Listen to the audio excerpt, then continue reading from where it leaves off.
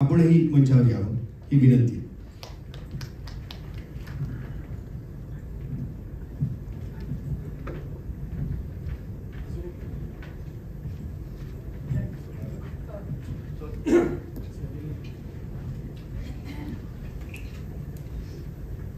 सजी सर, निर्माता आणि दिग्दर्शक म्हणून मगाशी तुम्ही बोललाच, पण आता आम्ही ट्रेलर नाही, आधी तुमच्यापासून आपण सुरुवात करूया. ट्रेलर बघितला, त्यात 2 लूक तर आहेच. मी अशी विनंती करतो, मी शेवटी बोलतो. आधी मुक्तापासून आपण सुरुवात करू. मुक्तापासून आपण सुरुवात. सगळ्यात आधी मुक्ता बर्वे यांच्याकरता आपण जोरदार टाळ्या वाजवूया.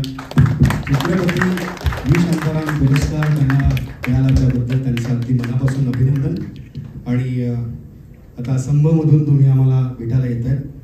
जेवढा आमचा अभ्यास आहे, अनुभव आहे, जेवढा मी तुम्हाला पाहिलं आहे, तर आम्हाला याची पूर्ण कल्पना आहे की आपण खूप चोखंदळ आहात, खूप निवडक भूमिका करतात, खूप विचारपूर्वक स्क्रिप्ट निवडतात आणि मग एखाद्या सिनेमाला हो म्हणतात आणि मग तो सिनेमा आमच्या भेटीला येतो. तर असंभव करावासा का वाटला आणि तुम्ही दोघी 7 वर्षांनंतर आम्हाला स्क्रीनवर भेटायला येत आहे. या 2 प्रश्नांची उत्तरं तुमच्याकडनं अपेक्षित आहे. नमस्कार. ट्रेलर सगळ्यांनी बघितलंच, मी तुमच्याबरोबरच पहिल्यांदा बघितला आणि खूप छान कट झाला आहे ट्रेलर. असंभव सिनेमाची गोष्ट ही त्याची पहिली ताकद होती आणि ज्या 750 नरेशन्स विषयी बोललं गेलं त्यातलं एक नरेशन माझ्या घरी झालं होतं आणि ते अत्यंत थरारक असं नरेशन होतं आणि सिनेमा लेंथपेक्षाही जास्त वेळ नरेट, प्रत्येक नटाचे सीन त्यांनी जोरदार इंटेन्सिटीने परफॉर्म केलेले होते. त्यामुळे शूट करतानाही आम्हाला कपिल जिथपर्यंत जातो तिथपर्यंत तरी असे नेला पाहिजे असं एक हे होतं. त्यामुळे त्यातला गमतीचा भाग सोडल्यास खरंच आहे की खूप चांगली कथा आणि आता तो शब्द उच्चारायला हरकत नाही खरं तर, की पुनर्जन्म ज्यामध्ये आहे अशी कथा. तर इतक्या चांगल्या, म्हणजे एक चांगली भूमिका मिळताना नाकीनऊ येतात, तर एखाद्या नटीला 2 चांगल्या भूमिका एकाच चित्रपटात मिळणार असतील तर त्या 2 भूमिकांना मी नाही म्हणणं असंभव होतं. तुम्ही नाही म्हणाला नाही म्हणूनच सिनेमा संभव झाला आहे. त्यामुळे कथा हे त्यातलं तुझ्यावर येणार नाही, त्याच्या पुढे सुचत होतं, जर मी नाही म्हणाली असती तर चित्रपट असंभव तर त्यामुळे कथा, मग ती कथा घेऊन आलेली सगळी मंडळी, सचिन अत्यंत पॅशनेटली या क्षणापर्यंत आणि सिनेमा रिलीज झाल्यानंतरही तो तितकाच पॅशनेटली उभा असेल याची मला खात्री आहे. कारण त्याची 3 तारांवरची कसरत होती. तो निर्माताही आहे, तो दिग्दर्शकही आहे, तो प्रमुख नटही आहे, 2 भूमिका तोही साकारतो आहे. त्यामुळे दिसत होतं की काय चाललंय तिकडे. आता तिकडे थंडी होती, मायनस होती, सगळं आहेच. म्हणजे ते काय आपण आज काही कौतुक समारंभ नाही, आपला माहिती देण्याचं पण काम नाही, पण त्या सगळ्या कसरती करून आणि मग माझं लाडकं नाव आलं ते म्हणजे हे प्रिया. कारण अत्यंत महत्वाचा भाग आहे त्या सिनेमातला प्रिया आणि तो त्रिकोण पूर्ण झालाच नसता, तितकं पॉवरफुल कोणी तिकडे उभं राहिलं नसतं तर. आणि माझा जीव भांड्यात पडला की कोण करतोय तो रोल, तर प्रिया करते. त्यामुळे मी खुश झाले. मग संदीप सरांचं नाव आलं, त्यामुळे एक आनंद द्विगुणित त्रिगुणित अजून पुढे काय असतं ते होत गेलं. त्यामुळे आमचे निर्माते जे ठामपणे या सिनेमाबरोबर उभे राहिले, खूप वेगवेगळ्या सिच्युएशन्समध्ये वेगवेगळ्या अडचणींना सामोरं जात, जे प्रत्येकच मराठी सिनेमा जात असतो मला माहिती आहे, तरी सुद्धा खूप चांगल्या पद्धतीने हा सिनेमा प्रेक्षकांसमोर आणण्याचा प्रयत्न केला आणि अशा एका चांगल्या ऍक्टिव्हिटीचा भाग मला होता आल्याचा मला आनंद वाटला. हे सगळं होत असताना की संवादाचं स्क्रिप्ट कुठे आहे, संवादाचं म्हटलं थांब जरा, तू काळजी करू नको, गिरीश लिहितोय. त्यावर म्हटलं हा आता मला काही सगळं संपलं, सगळ्या शंका संपल्या, आता येऊ देत संवाद. मी शांतपणे आता गप्प बसले.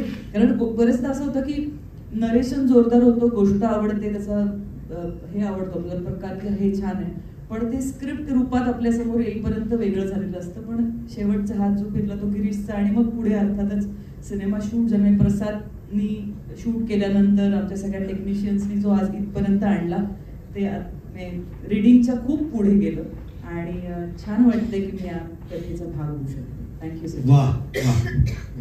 या सगळ्यांनी मिळून मुक्तपणे एक चित्रकृती बनवावी आणि ती मराठी प्रेक्षकांना प्रिय व्हावी अशी मुक्ता प्रियाची असंभव ही गोष्ट 21 तारखेला भेटीला येते. तुम्ही दोघी पुन्हा एकदा 7 वर्षानंतर एक साथ आमच्यासाठी तर पर्वणी म्हणजे एकाच सिनेमात 2 भूमिका, तसंच एकाच तिकिटात 2 अभिनेत्री, त्यामुळे प्रेक्षकांचाही फायदा आहेच. आणि मी असं मगाचपासून त्या -°C टेम्परेचरचा उल्लेख -3, -4 असं काहीतरी टेम्परेचर तिकडे होतच. आणि तरी आपण छान शिफॉनच्या साड्या, कडकडीत थंडी पण तरी कडकडीत परफॉर्मन्स, स्लीवलेस, बाकी संपूर्ण युनिट कुडकुडतंय पण तुम्ही मात्र कडकडीत परफॉर्मन्स देताय. काय म्हणजे ही भूमिका म्हणजे इतकी हॉट आहे असं या दोन्ही बापरे, हॉट वगैरे माहित नाही, पण मला फार मजा आली रे. मला असं वाटतं की आपण जेव्हा ऍक्टर बनतो त्यावेळेला किंवा आपण लहानाचे जेव्हा मोठे होत असतो आणि जेव्हा आपण हिंदी चित्रपटांमधल्या हिरोईन्सना बघत असतो की असं ते बर्फात शिफॉनच्या साड्या नेसून डान्स करत असतात वगैरे, आणि असं आपल्याला वाटतं काय मस्त ना, किती भारी. तर ते मला करायला मिळेल हे मला चित्रपट स्वीकारला तेव्हा माहिती नव्हतं, कारण तोपर्यंत असं काही लुक डिझाईन झाला नव्हता. त्यानंतर मग लुकवर चर्चा झाली, मग तो लुक डिझाईन झाला. आणि शूटिंगला जायच्या 3 दिवस आधी मला अशी भीती वाटायला लागली की 0 डिग्री दिसतंय इकडे टेम्परेचर. आपण जो काय हा धाडसी निर्णय म्हणतोय, हा मी घालीन ना स्लीवलेस, मला काही फरक नाही पडत, मी घालीन, तर ते कसं आपण निभावणार आहोत मला माहिती नाही. पण मला आठवतंय पहिला दिवस होता माझा आणि सचित आणि मी म्हणालो आणि तो म्हणाला की पुकार मधल्या माधुरी दीक्षितची आठवण झाली, तिचं ते जे गाणं आहे ते त्या गाण्याबद्दलची. आणि मग माझ्या डोक्यात तोच लूप राहिला आणि मग म्हटलं जर माधुरी दीक्षितनी हे केलंय आणि आपले ती इन्स्पिरेशन आणि मोटिवेशन आहे, आपण रोज सकाळी उठून स्वतःला सांगायचं मी हे करू शकते आणि मी हे करणार.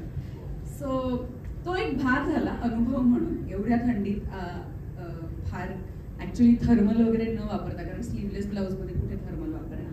बट हॅव्हिंग सेड दॅट सगळेजण बोलले आहेत, तरीही मी पुन्हा थोडंसं सांगते की खरंच उत्तम कथा.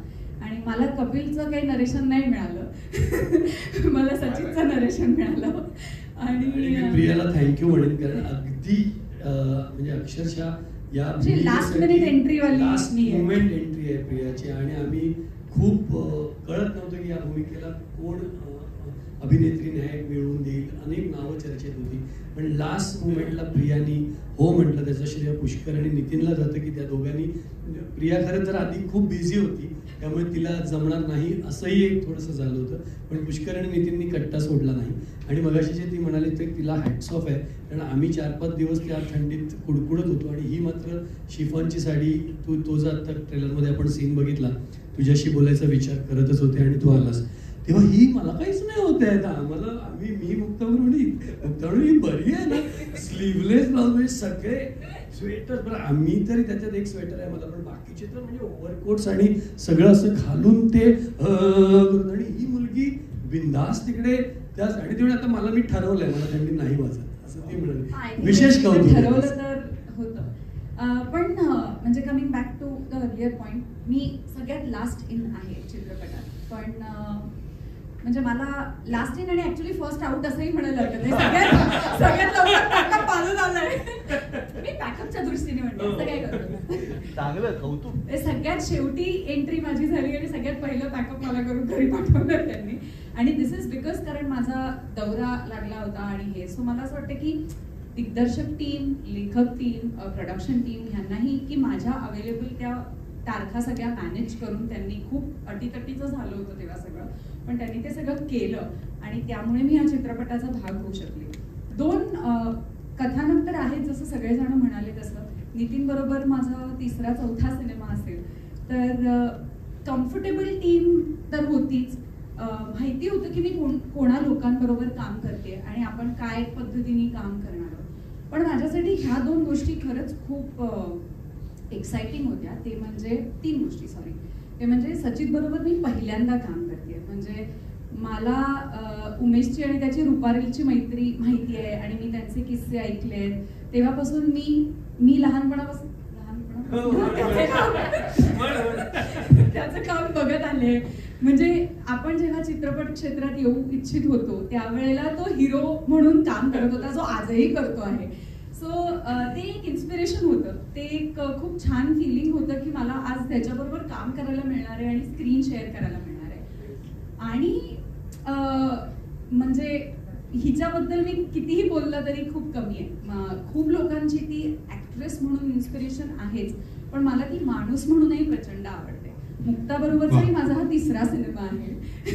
आणि म्हणजे सगळ्यात जास्त काळ आम्ही दोघीला एकत्र घालवला, पण याही चित्रपटाला आम्ही दोघींनी खूप मजा केली. आणि मला असं वाटतं की 3री महत्वाची गोष्ट म्हणजे संदीप सरांबरोबर काम करण्याचा फार मौका आला नाही. म्हणजे खूप कमी दिवस आमचे 1-2 दिवस या फिल्ममध्ये 1च का 2च दिवस आमचं एकत्र काम होतं. पण ऑफकोर्स त्यांचंही काम कायमच इन्स्पिरेशन म्हणून बघितलेले ऍक्टर्स आहोत. सो मला